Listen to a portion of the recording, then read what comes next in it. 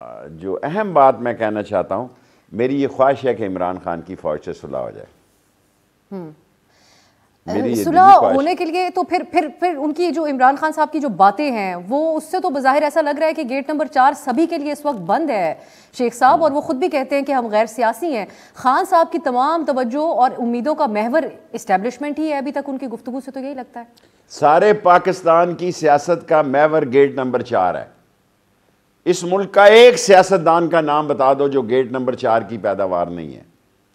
میں 16 دفعہ وزیر رہا ہوں، ابھی میں آپ کے سامنے اٹھ جاؤں گا اگر ایک سیاستدان کا نام بتا دو جو گیٹ نمبر. میں نواز شریف کے ساتھ تھا جب ڈارچسٹر ہوٹل کے نیچے گاڑیوں کا رنگ پسند کیا جا رہا تھا. جنرل جیلانی کا فون آیا کہ آپ کو ایکسائز اینڈ ٹیکسیشن کا منسٹر بناتے جا رہے ہیں.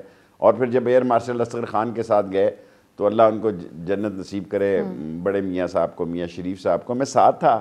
اور انہوں نے کہا جی کہ میرے بچے کو ایکسائز اینڈ ٹیکسیشن کی منسٹری مل رہی ہے، تو یہ رابطہ کمیٹی کا چیئرمین ہے، تو یہ تحریک استقلال کو چھوڑنا چاہتا ہے، تو آپ اجازت دے دیں. تو ایئر مارشل اصغر خان صاحب نے کہا کہ بڑی خوشی سے، مجھے خوشی ہوگی کہ اگر یہ وزیر بن رہا تھا. اور کسی کا نام لے میں آپ کو کہہ سکتا ہوں کہ پاکستان کی سیاست میں مجھے خود 3-4 دفعہ باجوہ صاحب نے پوچھا گیٹ نمبر 4 کدھر ہے شیخ رشید. میں نے کہا جی سنا ہے اب وہ 7 یا 9 ہو گیا.